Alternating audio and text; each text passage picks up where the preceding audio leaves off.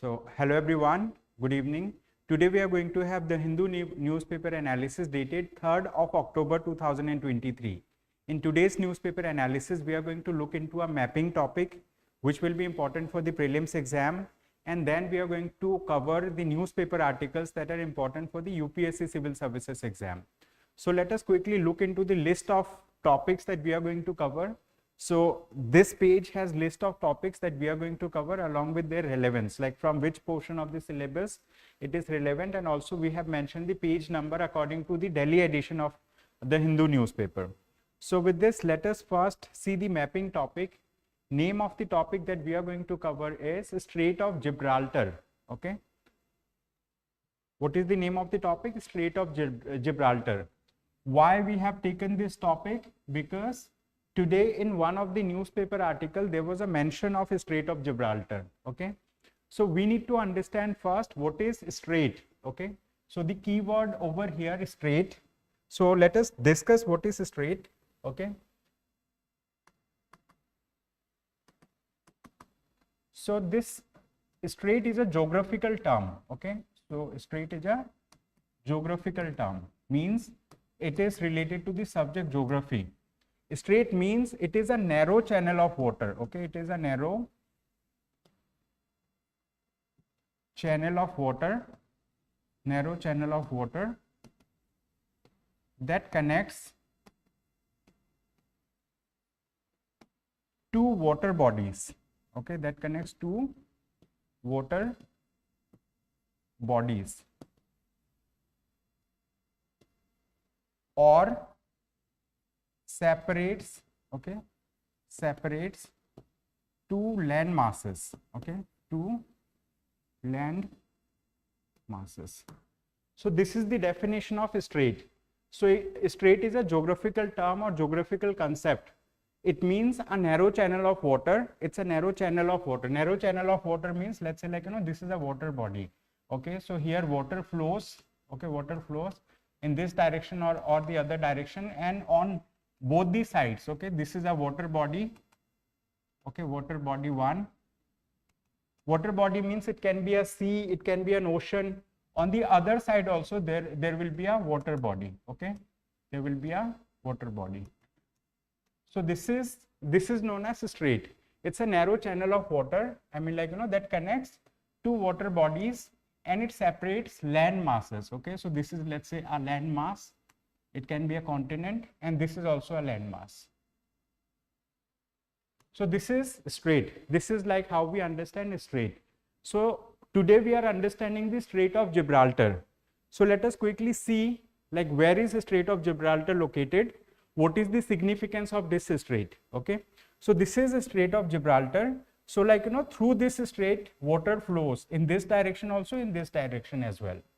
So on one side of this strait we have Mediterranean Sea. Okay, so this is Mediterranean Sea on the right side, on the eastern side.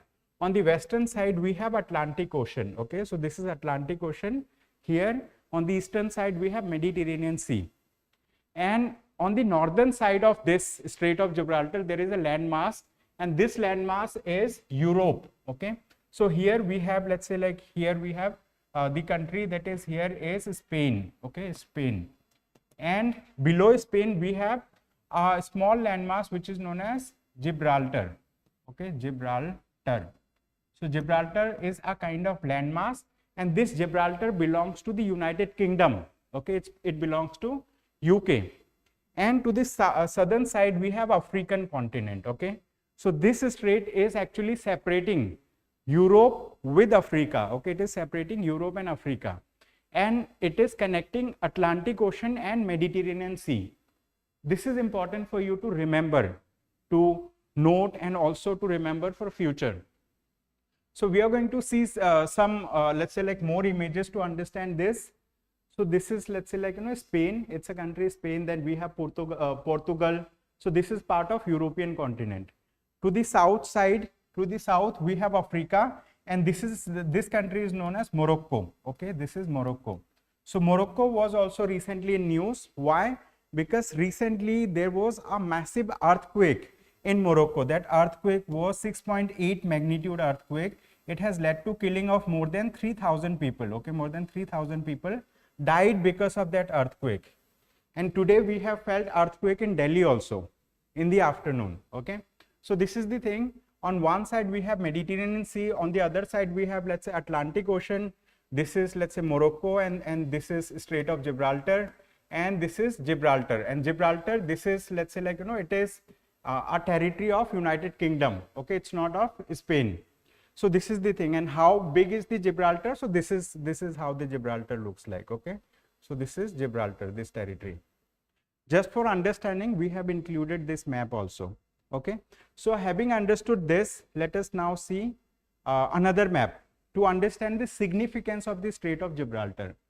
So the map over here that we see, it showcases the maritime shipping routes and strategic locations, means like all the trades that happen between different countries. Okay, means like export and import business that happens in goods. So generally goods are transported from one country to another country through sea routes. Okay, sea routes. And there are some important places, important points through which, let's say, like, those shipments pass. Okay, those ships pass. So these are, let's say, like, we have Strait of Hormuz, we have Suez Canal, we have Bosphorus Strait, and we have Gibraltar Strait. Why this Gibraltar is important? For example, if you want to send something from India, so it will go here, it will come through Bab el Mandab, it will go through the Red Sea, and then it will pass through the, let's say, like, this particular Suez Canal, and then it's going to pass through this Mediterranean Sea, and finally it's going to be here, let's say, at the Strait of Gibraltar. From here, let's say, it will be passing. So Gibraltar, this particular strait, although it's a narrow channel of water, but it is facilitating what?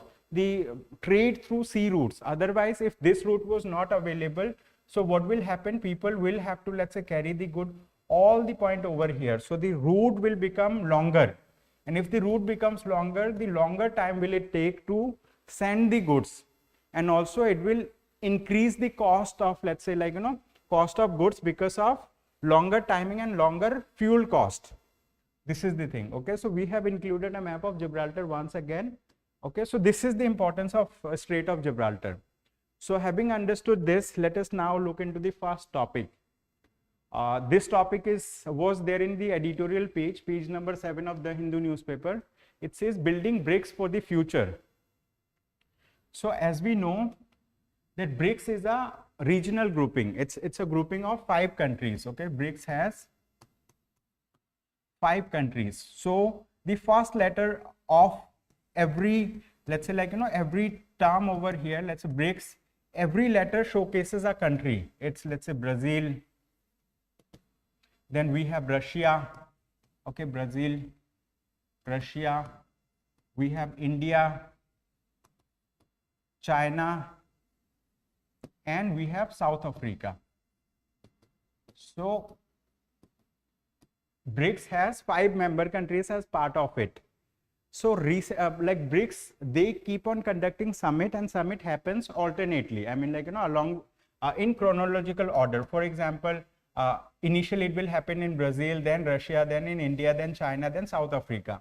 So recently the summit of BRICS has happened in South Africa. Okay, so in the South African summit that was held, so they have decided to include 6 new members. Okay, they have decided to include 6 new members, and they have invited these members to join the BRICS grouping. Okay, so they have invited these members. Once these members ratify locally in their own country, so they will be, let's say, they will become part of BRICS. Now most of the people are saying that this BRICS summit has been successful. However, the people who are analysts, they are saying that this meeting was not that successful. But the thing is, if the meeting is not that successful, so like in what light do we see this particular organization? Like, do we see this organization as a failure, or we see this organization like in its entirety? Means like we see like that BRICS is actually like an organization which is building for the future. So they are saying that instead of seeing the outcome of a one single summit, we need to see how BRICS has evolved over the years and what potential does it have. So in this article, the author has, let's say, like, shared many points to showcase the potential of this particular organization.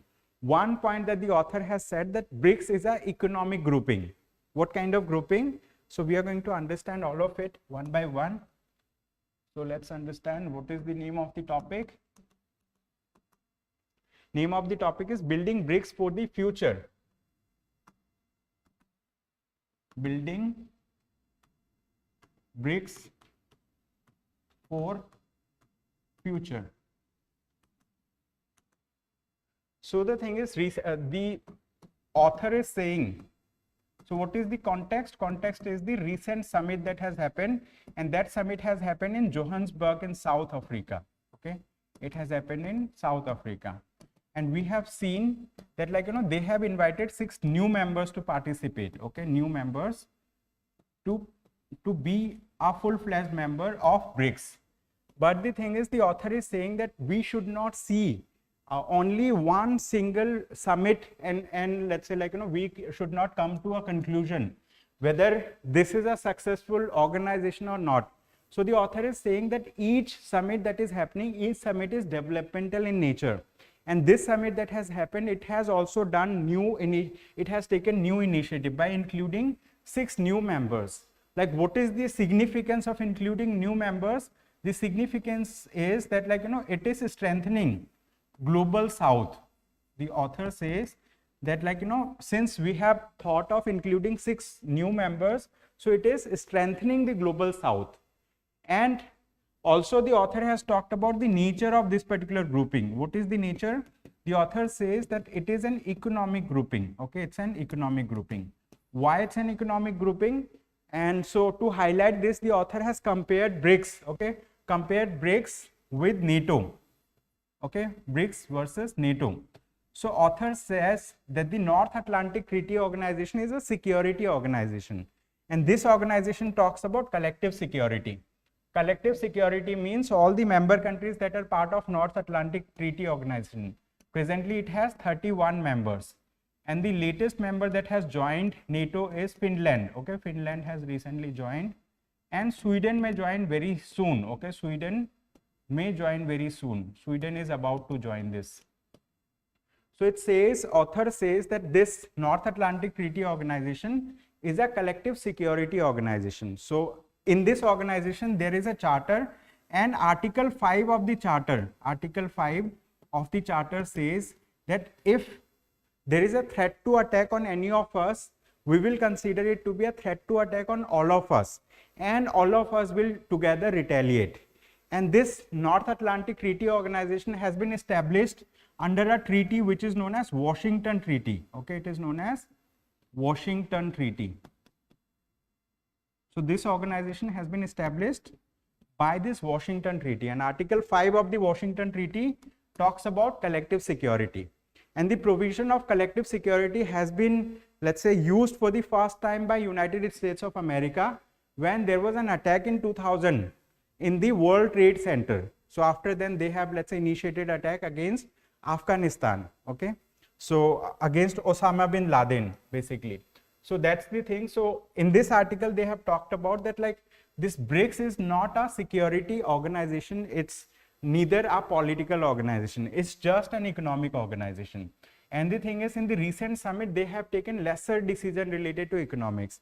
However, the decision that they have taken related to increasing the membership is a good decision. Why? Because now many people see BRICS as an alternative to the world order that is there. Because, like, earlier, if we talk about just after World War II, okay, if we talk about world order after World War II, so that time the world was divided into 2 poles, that is known as bipolar world. Why bipolar world? Because on one side we have the United States of America, on the other side we had Russia. Okay, like USA versus Russia was there. However, China was also growing slowly and gradually. But the thing is, now the world is moving to a new dimension. Now we are seeking a multipolar world. Okay, we are seeking a multipolar world. Multipolar world means a world where all countries have equal say. Okay, so that's why, like, India is a part of BRICS grouping. India is a part of G20 nations, and these countries are together proposing the idea of let's say, bringing forth the global south. Global south means these are those countries that are developing in nature. Global north, I mean, like there is a concept in IR, okay, there is a concept in IR, international relations. That concept says, that concept talks about global north versus global south, okay, global north versus global south.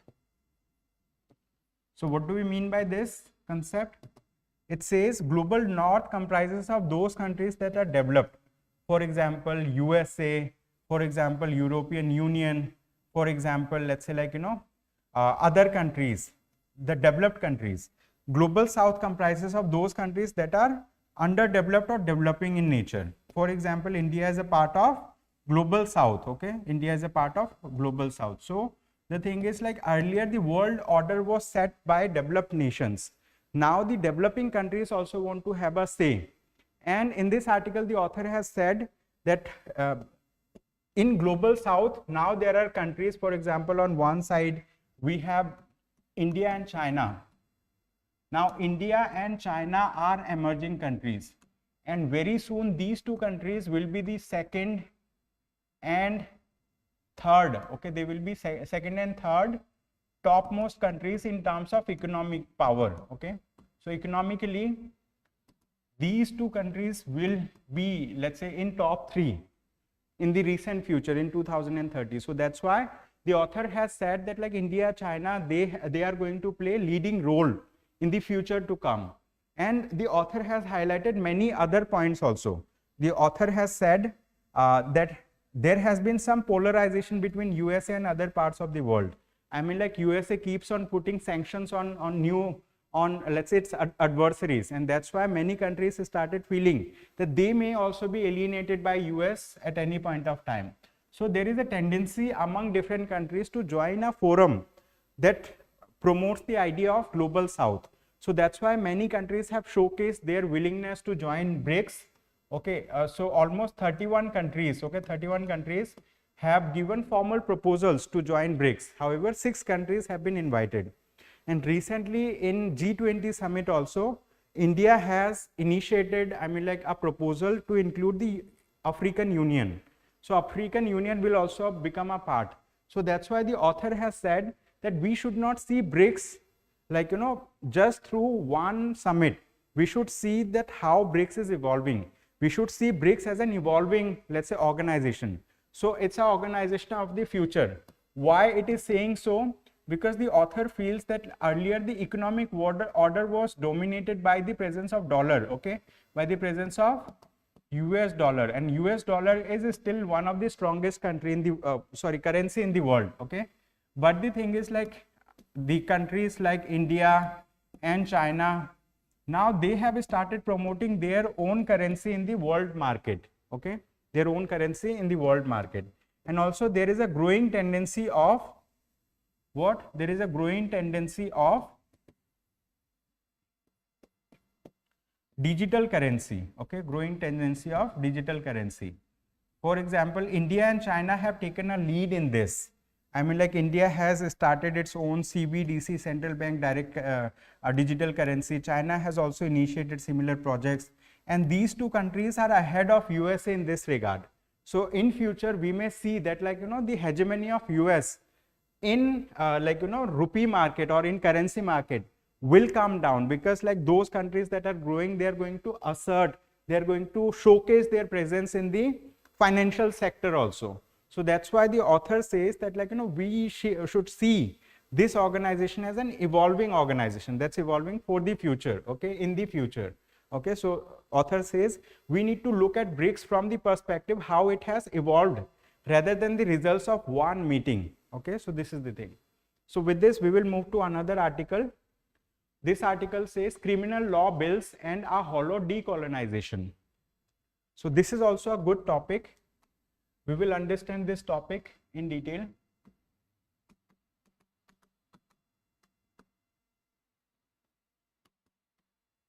Criminal law bills and a hollow decolonization. criminal law bills and a whole decolonization. Now let us understand what is the context of this topic, why this topic came. It came because recently the government of India, okay, the central government, they have initiated or they have introduced, okay, they have introduced 3 bills, okay, 3 bills, what? 3 criminal law bills in the parliament. And one of this bill is known as Bharatiya Nyaya Sanhita, okay, it is known as Bharatiya Nyaya Sanhita. In short, it is known as BNS. Second bill that they have introduced is Bharatiya Nagrik Suraksha Sanhita. Okay, Bharatiya Nagrik Suraksha Sanhita. Bharatiya Nagrik Suraksha Sanhita. Then third is known as Bharatiya Sakshya. Bharatiya Sakshya. So these are the 3 bills that have been introduced by the central government in the parliament, okay, these bills. So this Bharatiya Nyaya Sanhita that they have introduced, this is going to replace, okay, it's going to replace, once it becomes an act, it's going to replace the Indian Penal Code 1864, I think 1860, okay. So it is going to replace Indian Penal Code. This Bharatiya Nagrik Suraksha Sanhita, this is going to replace, okay, this is going to replace the Code of Criminal Procedure, or we can say CRPC, okay, it's going to replace CRPC. Then Bharatiya Sakshya, this is going to replace the Indian Evidence Act, okay, it is going to replace the Indian Evidence Act. So these are the 3 bills that have been introduced in the parliament, and these bills, like why they have introduced these bulky bills, because like you know the government has notified in the year of 2020 that they are going to bring criminal law reforms, okay, they are going to do what? Criminal law reforms. Why do they want to do criminal law reforms? Because they want to decolonize, okay, they want to decolonize the criminal law system, okay, criminal jurisprudence in India, we can say criminal jurisprudence in India. They want to decolonize. Why they feel like there is a need of decolonization?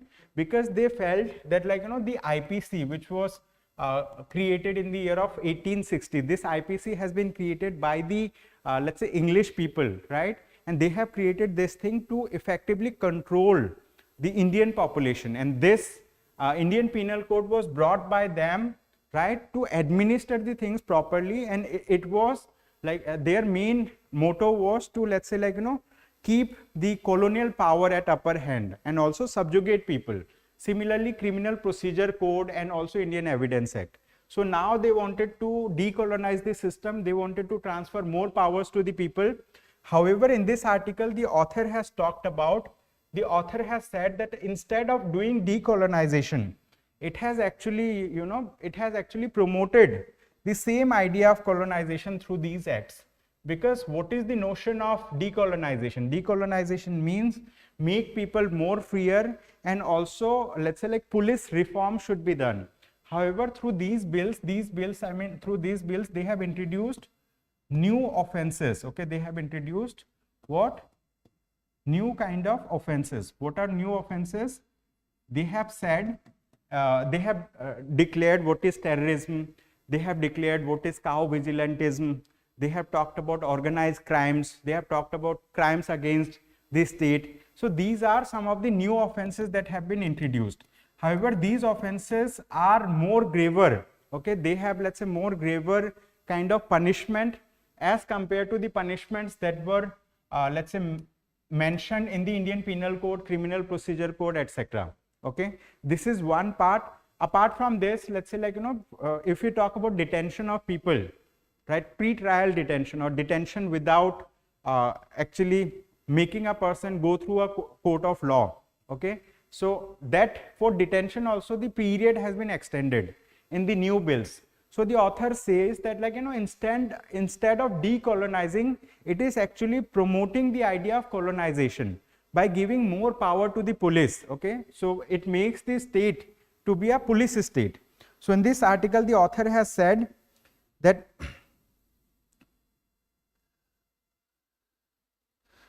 it allows the custody of periods longer than is allowed under the current criminal procedure code.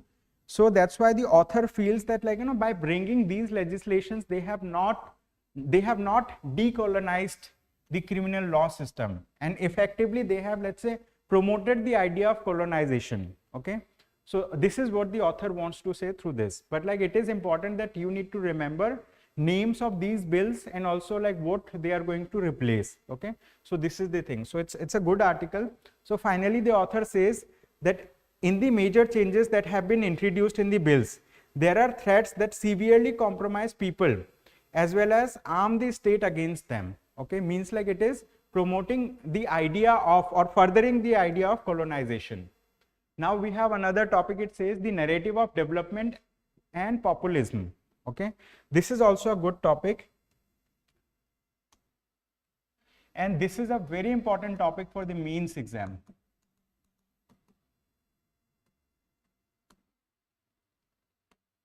The narrative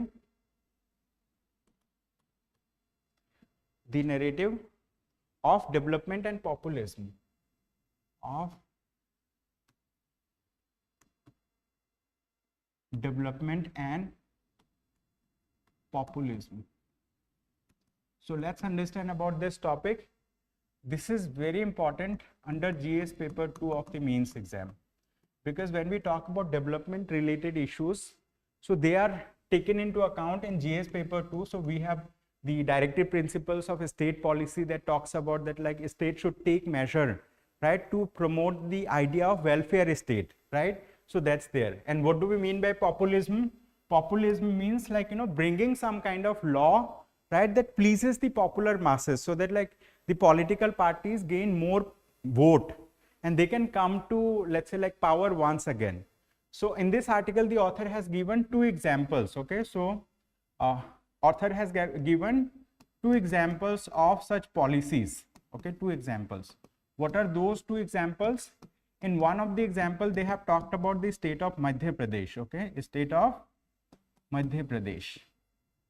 So in Madhya Pradesh, the ruling party, okay, the ruling party, which is BJP, so they have introduced some, let's say, like, developmental projects,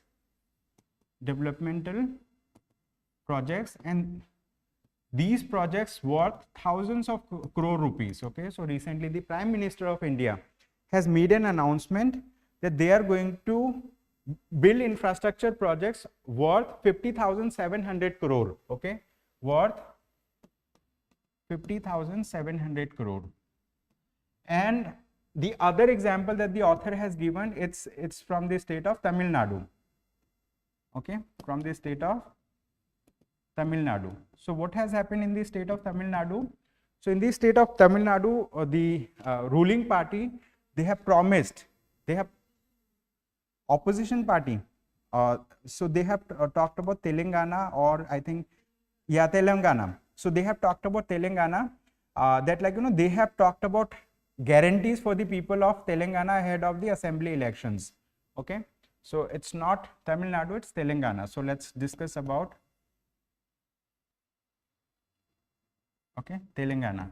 So in Telangana, they have talked about, let's say, a manifesto where they want to give guarantee. They want to give guarantee to people. Let's say, like, a huge number of promises have been made that, like, 2,500 rupees per month financial assistance to women, gas cylinders at 500 rupees, free travel for women in the state transport buses, schemes promising an annual financial assistance of 15,000 for farmers, a housing scheme with a piece of land, and 5 lakh for construction of house for homeless, 200 units of free electricity to poor household, healthcare insurance of up to 10 lakh, and 5 lakh financial assistance to students from poor background to pursue higher education. Means, like, you know, huge number of guarantees they have promised.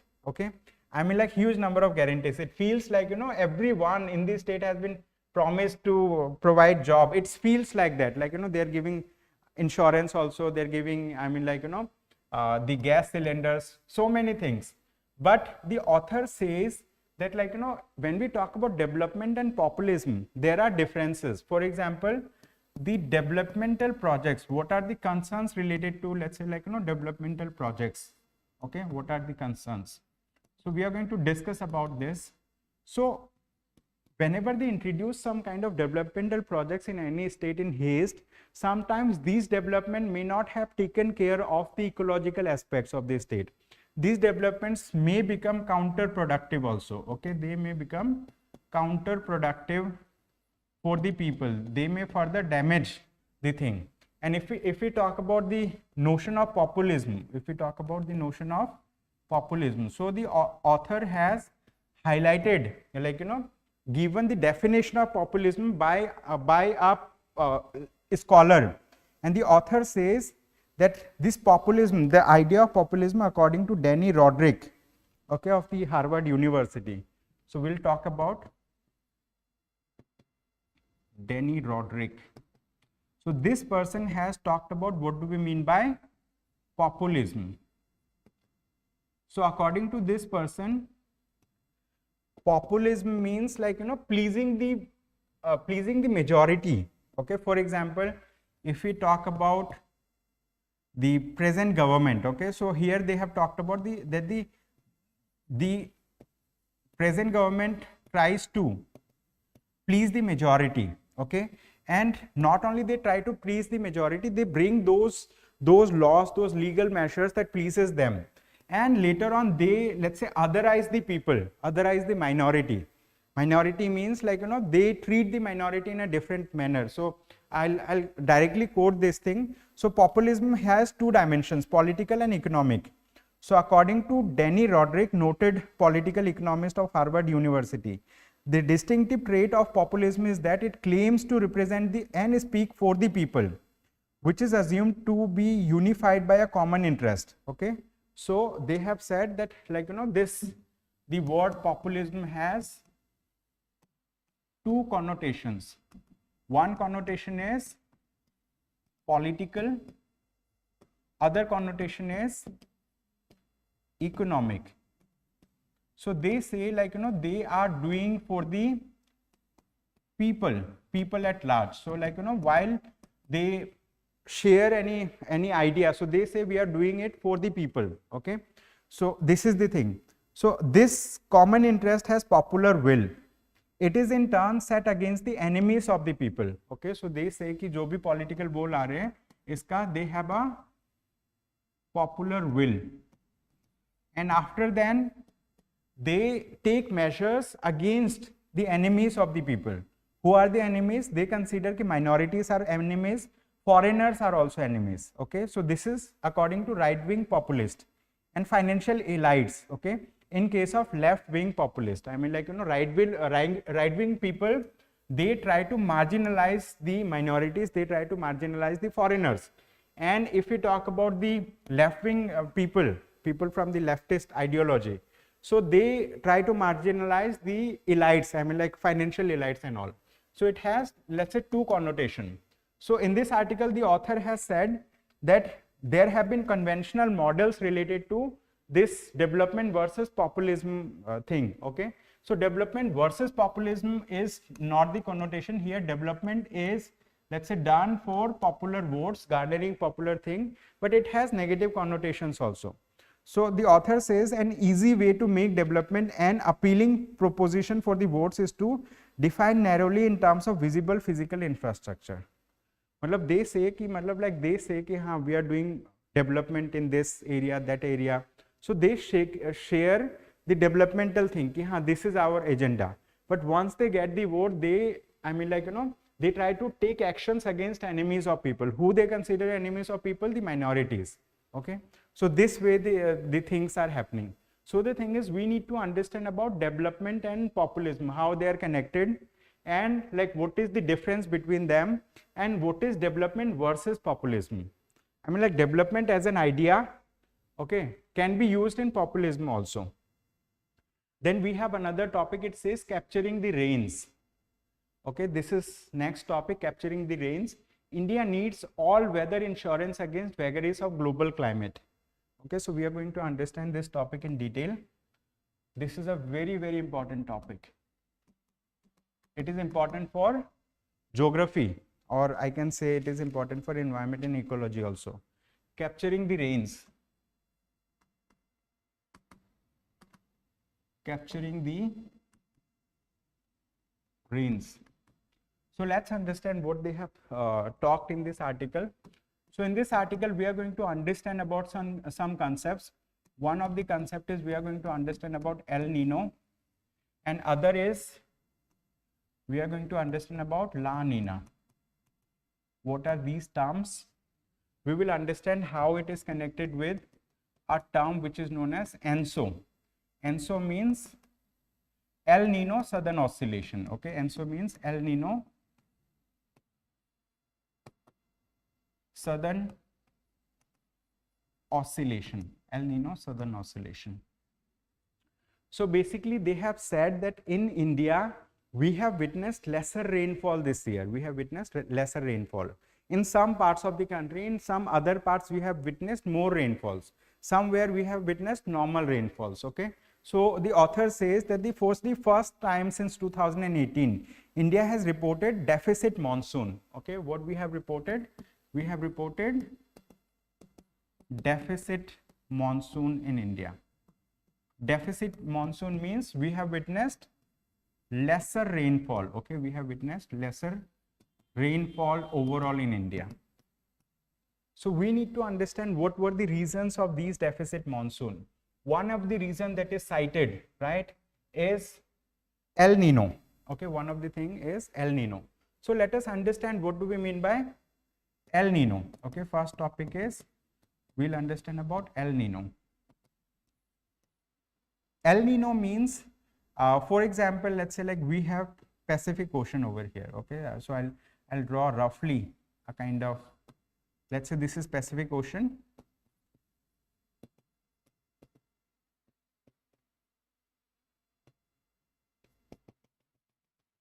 And let's say this is equatorial line.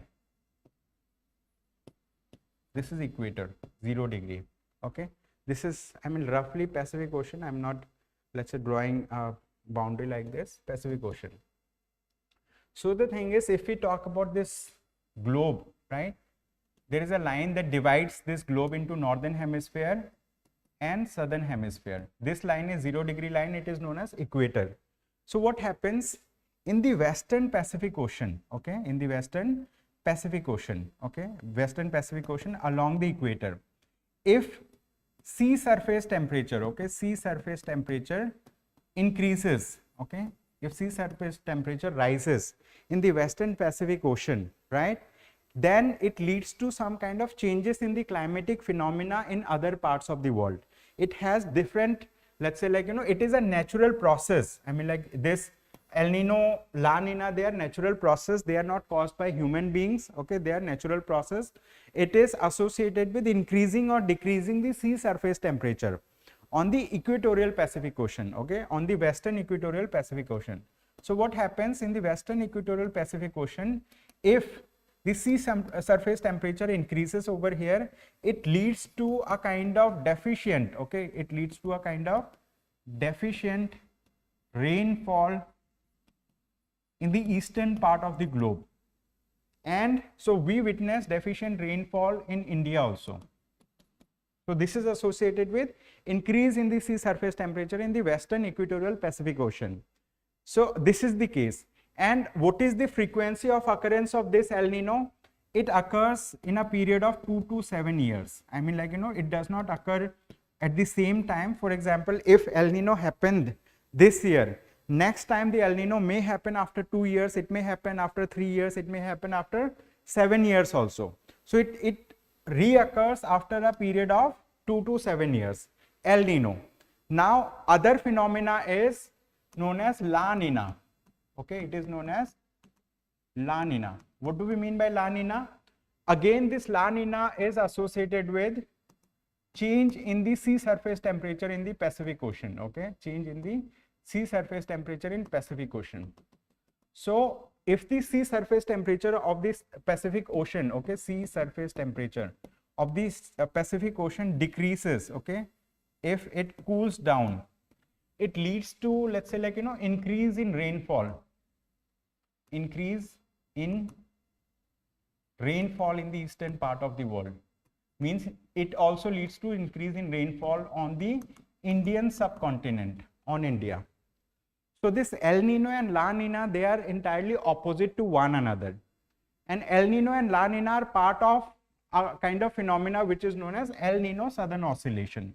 Means in the Pacific Ocean, in the eastern and western Pacific Ocean, let's say in the western Pacific Ocean, if the temperature increases, essentially the temperature in the eastern Pacific Ocean will go down. Okay, so this way it happens. So whenever the temperature in the equatorial Pacific Ocean increases, it leads to deficient rainfall in India. We are concerned with India. It leads to deficient rainfall in Australia also, in New Zealand as well. And if the sea surface temperature goes down, that is known as La Nina phase, and during La Nina also, again, like, we see a kind of increase in rainfall, increase in monsoon in Indian subcontinent. And this La Nina also happens in a period of 2 to 7 years. Okay, it happens in a period of 2 to 7 years. That's the thing. So what are the effects of El Nino and La Nina? We need to understand what are the effects or impact of El Nino and La Nina on India. Okay, so its impact on India. Impact of El Nino. Okay, impact of El Nino on India. So I'm just writing here El Nino in bracket so that we understand. One of the impact is whenever El Nino happens, we see deficient, okay, deficient monsoon. We see deficient monsoon. Means monsoon, I mean, like, we see lesser rainfall. Okay, it means lesser rainfall happens.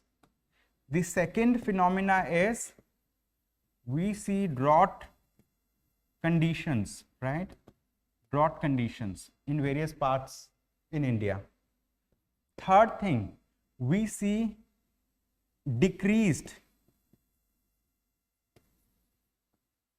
agricultural productivity. Okay, decreased agricultural productivity. These are impact of El Nino. Now, what are the impact of La Nina? Impact of La Nina on India. One of the impact of La Nina is we see increased monsoon. We see exactly reverse thing as part of La Nina. We see, let's say, like, flood situations. Okay, we see flood situations. Third is we see increased agricultural productivity. Okay, we see increased agricultural productivity in India. So these are the impacts of El Nino and La Nina. Okay, apart from this, there is another topic also which is mentioned in this article. They have mentioned about Indian Ocean Dipole. Okay, they have talked about Indian Ocean Dipole. In short, it is known as IOD. They have mentioned this Indian Ocean Dipole. So what happens in Indian Ocean Dipole? Let's see, this is Indian Ocean. Okay, let's see, this is Indian Ocean. So on one side we have Western Indian Ocean, and on the other side we have Eastern Indian Ocean. Okay, Western Indian Ocean and Eastern Indian Ocean. So the thing is, like, whenever the temperature increases in the Western Indian Ocean, then we will have temperature decreasing in the Eastern Indian Ocean, right?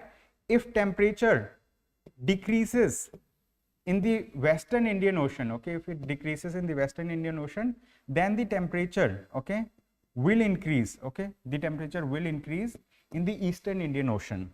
So whenever the temperature increases in the Western Indian Ocean, this is known as positive phase of Indian Ocean dipole.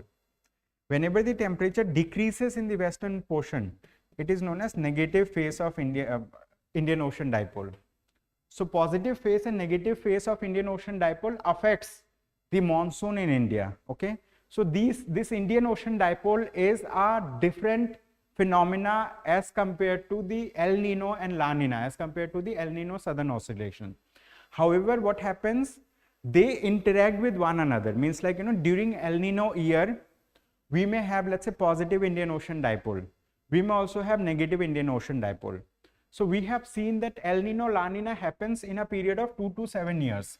But this Indian Ocean dipole, they happen seasonally, okay, they happen seasonally. Okay, these happen seasonally, means like, you know, after every, for example, June to September, okay, so June to September there will be a phase, then after then let's say, like, you know, December, October to December there will be another phase, okay. So that's how it affects, let's say, like, you know, rainfall in India. So in this article they have mentioned about El Nino, they have mentioned about La Nina, they have also mentioned about Indian Ocean dipole, and they have mentioned that we have had lesser rainfall in India. So this article is important from geography point of view, and it is also important for the prelims exam, because in prelims they may ask about what is El Nino, what is La Nina, what is El Nino Southern Oscillation, what is Indian Ocean dipole. So one should be knowing about these things, okay. So having understood this, we will quickly move to another topic. It says Medicine Nobel 2023 goes to duo who paved the way for mRNA COVID vaccines, okay. So this Nobel prizes are given on science, let's say, like on science, on various fields of science. For example, like they give it for medicine, they give it for physics, they give it for chemistry, right? On mathematics also they give, on economics also they give. So for 2023, like, you know, they have awarded this Nobel Prize in economics to 2 people together, and these 2 people helped in the development of mRNA vaccines, okay, means like their methodologies have been used for the development of mRNA vaccines, okay, COVID-19 vaccine. So what is their name? So one of the person is a lady scientist. So her name is Katalin Kariko. She is from Hungary. She is from Hungary, or she is a Hungarian biochemist. And this person is American person. So American physician scientist Drew Weissman. They won Nobel Prize for Physiology or Medicine together, okay. So they have been awarded for their work that enabled, okay, they have done work, it has enabled the development of effective mRNA vaccine for COVID-19. So this is the thing. So what do we mean by mRNA? mRNA stands for messenger RNA. So like, you know, we have DNA, we have RNA. So we have, let's say, the COVID-19, COVID-19 virus, it was a RNA virus. Okay, so it was a RNA virus. So to treat a person related to COVID-19, so we needed a kind of antibody, we needed a kind of, let's say, vaccine that can effectively work against like RNA virus. And for that, like, you know, they have created mRNA based vaccine. However, recently, lately, they have also, like, you know, India was the first country to develop DNA based vaccine for COVID-19. So far, no country has finally awarded let's say full authorization for uses of DNA vaccines, but India has created it, okay. So it was in news, let's say, a few months back. So mRNA stands for messenger RNA, which carries instruction from DNA to make proteins in cells, okay. So they make proteins in cells. So scientists had realized in late 1980s that mRNA could become basis for new kind of vaccine if some hurdles could be overcome, okay. So this person, I mean, like, you know, this Dr. Carino and Dr. Weissman published 2 more studies that set the stage for an use of mRNA platform for new kind of vaccines, okay. Basically, like, they have led to the creation of vaccines for COVID-19. However, mRNA can be used for other kind of diseases as well. They have mentioned this thing. So like in the science and technology lectures, I generally discuss what is DNA, what is RNA, what are components of DNA, RNA, what is the basic difference, what is, let's say, mRNA vaccine and all. So basically these people have been awarded this thing. So it is important to remember their name maybe, or at least remember that 2 people have been awarded the Nobel Prize, this thing. And Nobel Prize is awarded by a kind of academy, it is known as Royal Swedish Academy of Science. Okay, so this academy basically awards what? Nobel Prize, okay, every year. So they award it every year. Last year also they have awarded, okay. So last year they have awarded for chemistry also, for click chemistry was the term, okay, that they have awarded. So we have a question, we will try to solve question on the basis of this topic. It says, with reference to mRNA, consider the following statements. mRNA carries genetic information from nucleus to ribosomes. Okay, this is true. Second, mRNA vaccine uses weakened virus to produce antibodies if it encounters real virus. This is wrong. Basically, they do not use weakened or dead virus. Okay, they use spike protein. That spike protein is sent in the body, and that body, I mean, like they generate a kind of immune response, and that immune response actually, like, you know, helps in tackling, like it identifies the spike protein as a foreign material, and they develop antibodies against it. Okay, so here they don't use weakened or dead virus. This is the basic difference between mRNA based vaccine and vector vaccines. So we have vector vaccines also. We have included explanation also. Third, mRNA technology shows promise as a treatment for melanoma and pancreatic cancer. This is also true. So how many of the above statements are true? Only 2. B is the right answer. So we have this image that showcases, like, you know, this is a coronavirus. It has a spike protein. So mRNA sequence is there as part of it. Okay, so, like, you know, in this, like through this map, they have talked about that how mRNA vaccine is developed. Okay, so it is, let's say, it has 4 stages that has been mentioned. Scientists generated an mRNA sequence that codes for the virus spike protein. Okay, so we have created a kind of mRNA sequence that generates code for this protein. Then mRNA sequence blueprint for making the spike is swathed in a lipid coating for delivery. And once it arrives, cells read the information in mRNA sequence to produce millions of copies of the spike protein. So they have talked about that how it functions. Okay, how it functions. So basically, this is mRNA based vaccine. So we have given the explanation also why the second statement is wrong, because that, like, you know, this statement describes vector vaccines, not mRNA based vaccine. Vector vaccines में क्या होता है? Many vaccines used weakened or dead versions of the virus. They are targeting. Not enough to make a person sick, okay, but the amount will make the immune system respond to the body. So this happens in vector vaccines, but messenger vaccine में क्या होता है? Messenger RNA based vaccine technology doesn't rely on a modified version of a virus to produce an immune response. It uses modified RNA to tell the body's cells to produce proteins that train the immune system to defend the body against a particular disease. Okay? So this is the thing. So with this, the third statement was right. So we have mentioned over here. Okay? Now we have another topic. It says WHO approves use of malaria vaccine with adjuvant tech. So World Health Organization has approved use of malaria vaccine. Okay, so this is just a topic in news. So what is the name of the malaria vaccine? Name of the malaria vaccine is R21 matrix M. Okay, R21 matrix M. This is the name of the malaria vaccine. This name is important for us to remember topics in news for prelims exam. So this is a malaria vaccine. Malaria vaccine.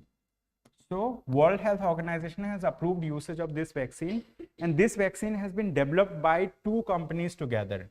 So they are Oxford and Serum Institute of India.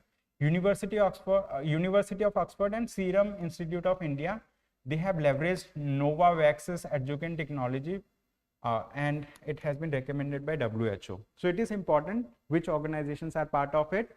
One is University of Oxford, second is Serum Institute of India.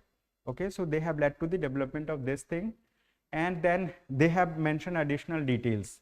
Okay, means like this has been approved by the Strategic Advisory Group of Experts, SAGE, and the Malaria Policy Advisory Group. Okay, vaccine has been recommended. So like, you know, further information is not important, but like we need to remember that this vaccine is important for malaria, treatment of malaria. So we have a question. Recently in news, R21 matrix M vaccine has been recommended for use by this organization, World Health Organization's Strategic Advisory Group of Experts, SAGE, and Malaria Policy Advisory Group. R21 vaccine is used to treat which of the following disease? Malaria. Simple question from the topic itself. So we have given explanation also, and like, you know, we have taken the diagram, the matrix M adjuvant, like, you know, virus, how it looks like. R21 virus like particle. Okay. So we have another topic, we'll look into this. So it says world reported twice as many cholera cases in 2022 as in 2021. So cholera is a kind of disease that happens when people consume contaminated water. If we consume contaminated water, so it leads to a kind of cholera disease. Okay, so cholera. So in 2022, the number of people who were affected by cholera was double as compared to 2021. So so now this cholera is caused by two strains. Okay, so in this article they have mentioned names of those strains. One of the strain is O1, other strain is O139. This O1 strain causes maximum number of cholera cases. Okay, it causes maximum number of cholera cases, and this strain causes rare number of cholera cases. Okay, so in this article they have mentioned this, and name of the bacteria is Vibrio cholera. Okay, name of the bacteria is Vibrio cholera. So they have said of these O1 is responsible for almost all outbreaks. Outbreak of is rare and have never been recorded. I mean, like इस case में outbreak जो है, it is rare in Asia and it has never been recorded. But in this case, the outbreak has been reported maximum number of times in this thing. So in this article, they have given different charts. Chart 1, it shows year-wise reported cholera cases between 1989 and 2022. Chart 2 shows year-wise cholera cases reported. So that's not important for us to understand. What is important is cholera is caused by consumption of contaminated water, and it has two strains, O1 and O139. O1 causes maximum number of cholera outbreaks. O139 causes very rare, it has never been recorded in Asia. This is important. Okay, and name of the virus, name of the bacteria, cholera is caused by bacteria. Okay, is known as VIBRIO, Vibrio cholera. Okay, Vibrio cholera is the name of the bacteria that causes cholera. This is important. I mean, like this factual information is important from this topic. Then we have another topic. It says counting deaths in India's prisons. Okay, so recently a survey was conducted, and from that survey they have identified like what are the reasons for death.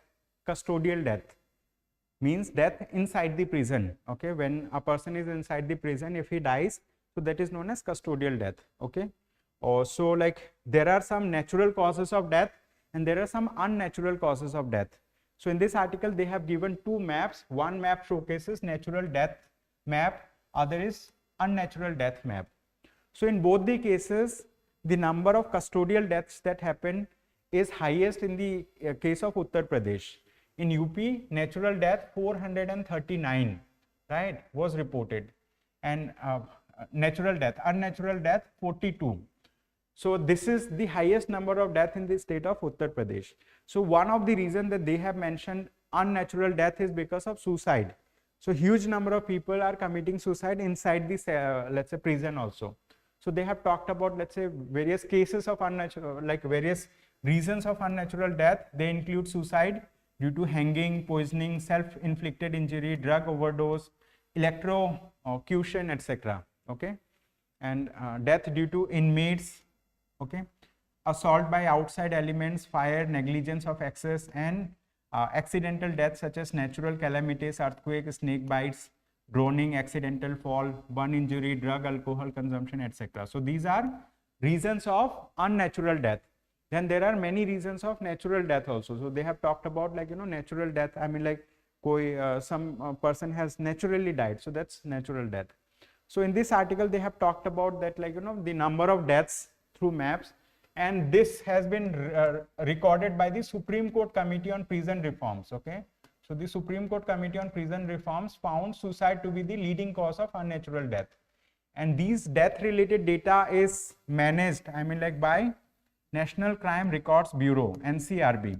This NCRB is an organization that works under Ministry of Home Affairs. Okay. The work of NCRB is to keep a record of criminal cases related to suicide, related to killings. I mean, like, so criminal cases are recorded by National Crime Records Bureau. So in this article, they have talked about that, like, what this committee has noticed, right, recently. So in this article, they have mentioned many things, but, like, we need to understand that custodial deaths should be reduced. I mean, like, there should be human conditions inside the prisons, inside the jails, so that people are treated humanly, and also they are given an opportunity to come out of the jail and, let's say, like, mingle again with the society. So this is the thing. Now we have another topic. It says Indian Air Force likely to conduct or likely to induct Astra BVR air-to-air missile by year end. So this Indian Air Force, okay, Indian Air Force is going to induct Astra missile, okay, Astra missile. BVR means beyond visual range, okay, beyond visual range. So Astra is a kind of missile. So what is missile? Missile, I mean, like, missile is something, I mean, like, it's a kind of weapon. So we launch this weapon to target an enemy. So these weapons are classified based on from where it is launched and where it is going to strike. So we have, let's say, surface to surface missile. We have, let's say, like, surface to air missile. We have air to surface missile. We have air to air missile, like that. So we have various categories of missiles. So this missile is known as Astra, beyond visual range missile. So this missile may soon be inducted, may soon be included as part of Indian Air Force. It may be included in Indian Air Force. And this missile will be developed by Bharat Dynamics Limited, BDL, okay. And it is an indigenously developed missile. Indigenously means, like, it is being developed entirely in India by Indian companies and by Indian technologies, okay. So this is important in this missile. So here they have discussed about, let's say, like, some details related to how it is being manufactured. So this, I mean, like, here in August, it was successfully test fired from light combat aircraft Tejas off the coast of Goa, during which the missile was released from aircraft at an altitude of this. So they have given further information. What is important to remember, that Astra is a missile which is indigenously developed by Bharat Dynamics Limited. It will be inducted by Indian Air Force. So we have a question, we'll solve this question. It says, with reference to the Astra missile, consider the following statements. One of the statement is, the Astra is a highly advanced missile that is capable of engaging enemy aircraft at ranges up to 110 kilometers. This is right. I mean, like, it is able to do it beyond visual range. Okay, that's the thing. Astra is being manufactured by a UK based aerospace and defense company. This is wrong. It is being manufactured by Bharat Dynamics Limited, BDL. So first statement is right, second is wrong. So one only is the right answer. We need to identify right answer in this case. So we have included the explanation also to this question. You can go through detail to understand about Astra missile. And the PDF has been uploaded in the YouTube, below the YouTube video, I mean, in the description section. So that's all for the day. Thank you so much everyone for attending today's session.